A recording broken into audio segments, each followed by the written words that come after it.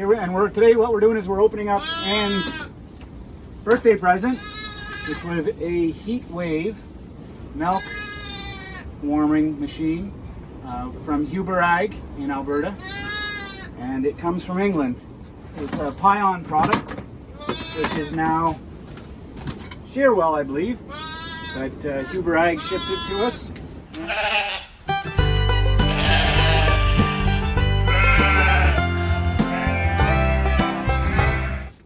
So one of the first steps is getting your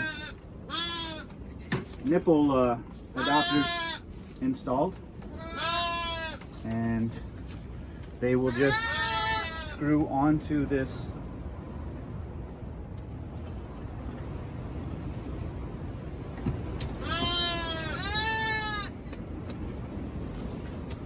It came with the screws too? It came with the screws.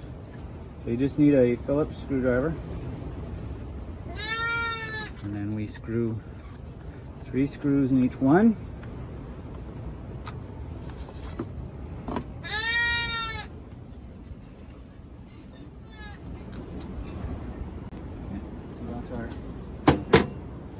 The 2 nipple adapters on the black board.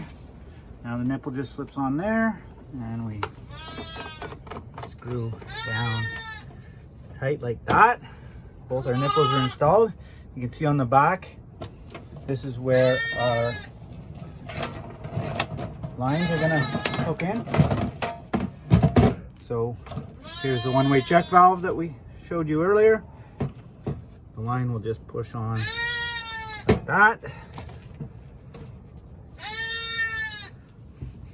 that, and there is one line set up. This then plugs into whichever side plugs into the heat wave, and there's our setup for delivery to the nipple. So it goes on it fits in that one spot only. Yeah. And just out of curiosity, do the nipples come like with a hole in it already? Because sometimes when we get nipples, yep, they have no holes and we have to cut them. So they're ready to go? They've got a hole. Perfect. So here's our inlet line. This is going to go in the milk container. This is our bubble pump that we talked about to prime it. And this is our push connector that connects to the heat wave. So we connected our outlet on the one side, and we're going to connect. And we just push it in, and it becomes connected. And then this will go into our milk container. So the first thing we're going to check with this is we're going to just push some clean water through. So using the bubble pump. That's what's in your right hand? That's what's in my hand, so I'm pumping it.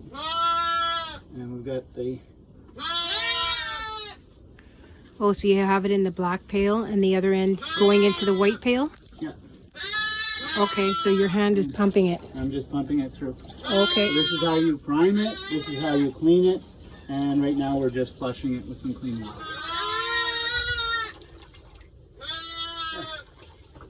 Okay.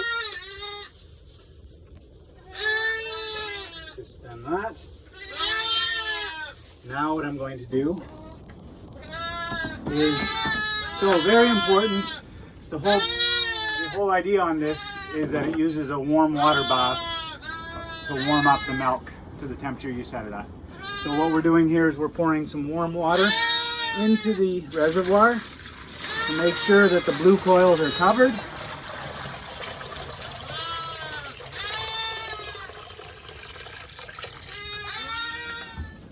Okay, so you're just attaching that? Yeah.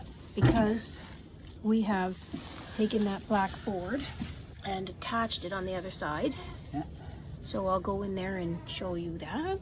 Okay. So that's the wire that goes to the front. The unit, we added a bit more water to ensure that the coils are underwater. This one's floating above because it's not actually being used, because we're only going to run one line, And this one here is not being used, therefore it's full of air. So it's okay if it's not underneath the water. This is what it looks like on this side. So it comes with tie straps. You would tie it onto a steel gate, but because of our setup here with our wood paneling, I'm just screwing the black board right onto the wood, and you can see the two nipples. And they are eager to get going. They are. They're either eager to help me or they're eager to get drinking. I think it's drinking. So now we're going to connect it back up and give the lamb some milk. So start by putting the suction into the milk. And I'm going to pump until I get milk at the ends. Still going into the yellow pail because we haven't reattached, correct? Yeah. That just gets rid of the air? Yeah. Because we don't want them drinking air. We don't want them having to suck on air. So what we want is and there you can see the milk get to the one-way valve.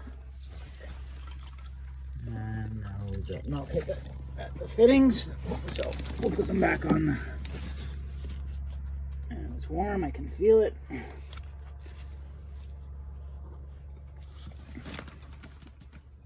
Ooh, they're hungry. Hello. And if they're sucking, they'll be having milk again. Oh yeah. That one's on it already. There she is. Mmm, yummy. Insulated insulation tube is back on.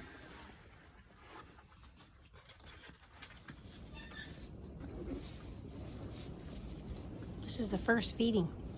We didn't have to teach them out whatsoever. They were accustomed to feeding off the bottle. As soon as we installed this thing, they figured it out. They're kind of hoarding it right now. This unit, this black and red unit, comes with the kit. It basically is a storage unit to place the mixed milk, but it holds a lot of milk. So to start, what we've done is first we began with an 8-liter pail of milk, and then we graduated to this 5-gallon pail. It just depends on the number of animals you have that you're feeding by the milk machine. And this thing here will just go into the pail. I'll close the lid. I'll slide it down as far as it'll go. Okay.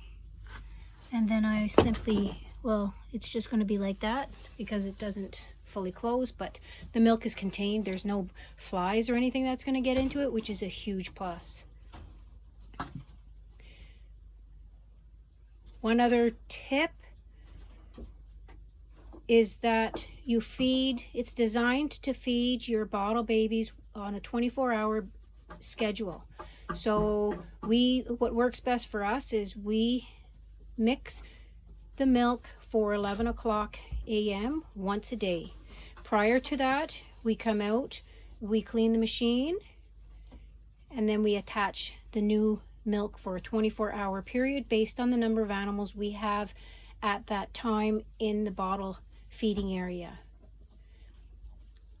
If first thing in the morning about 6 a.m. we come out and we check the quantity of feed that is still inside the milk container, and if there's like approximately 1 inch of product, then we will top it up with water, because it will only get back to the bottle area approximately 10 a.m. So that's a 4-hour time block.